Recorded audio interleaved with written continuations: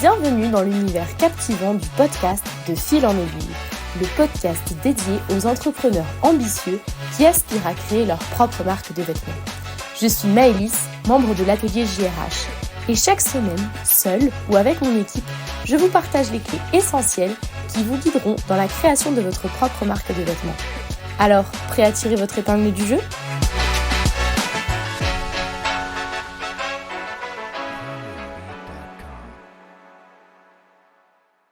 Salut à toi et bienvenue dans ce tout nouvel épisode du podcast De Fil en Aiguille. Aujourd'hui, nous allons aborder une étape clé de la création de vêtements, le patronage.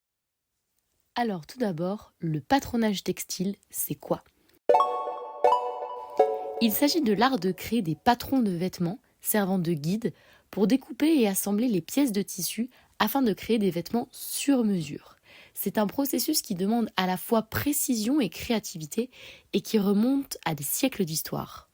Il faut faire la différence entre le patron, qui représente le gabarit ou le dessin à plat du vêtement, et le patronage, qui correspond lui au patron et aux marges de couture nécessaires à l'assemblage du vêtement final.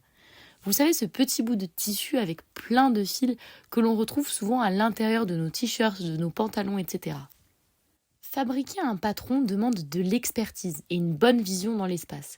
Il faut comprendre comment s'articule un vêtement et comment les pièces vont épouser les formes de notre corps, qui pour le coup, lui, est en 3D. En partant d'une surface plane, il faut réussir à envelopper les bras, les jambes, le buste. Chez JRH, nos experts peuvent vous accompagner et peuvent t'accompagner dans la création d'un patron unique et sur mesure à ton projet. Pour créer un patron, la première étape à réaliser, c'est la prise de mesure. Elle se fait à l'aide d'un mètre ruban. Si jamais tu as besoin, il existe de nombreux guides sur Internet pour apprendre à prendre correctement des mesures, à savoir où doit passer le mètre, etc. Les mesures servent à la création du patron de base du vêtement. Il s'agit d'une traduction à plat des mesures prises précédemment. Pour cela, il y a de normes précises à suivre.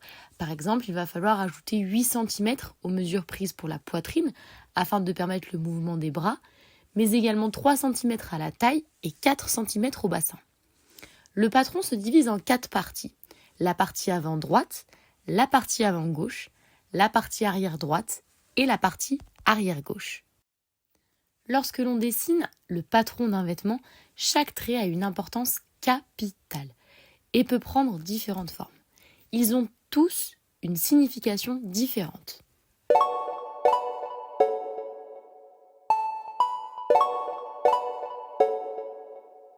Les traits continus forts servent à délimiter les contours des éléments. Les traits continus fins servent, eux, à mettre en évidence des fronces et les sections du vêtement, leur couture. Les traits discontinus indiquent, eux, une surpiqûre, c'est-à-dire des coutures apparentes sur l'avant du vêtement qui souvent sont décoratives. Les traits discontinus à éléments longs représentent les bords cachés du vêtement, les bords des valeurs de couture et les fonds de poche qui sont cachés à l'intérieur du vêtement. Tu l'auras compris, sur le patron du vêtement que tu souhaites créer, il faut que toutes les parties visibles ou non soient représentées. Une fois que tu auras correctement représenté chaque partie de ton vêtement sur ton dessin technique, ton patron sera prêt à l'utilisation.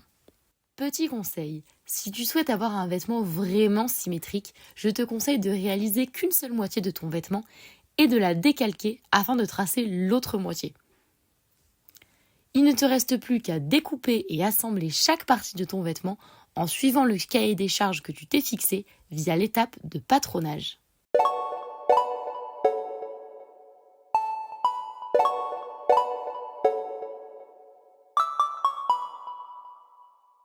Nous arrivons à la fin de cet épisode dédié au patronage. J'espère qu'il t'aura plu et qu'il t'aura donné les clés nécessaires à la création de ton tout premier patron. Je te souhaite bon courage et on se retrouve dans un prochain épisode la semaine prochaine. Cet épisode est maintenant terminé. J'espère qu'il t'aura plu. N'hésite pas à le noter et à t'abonner. Je te dis à la semaine prochaine pour un nouvel épisode du podcast De Fil en Aiguille.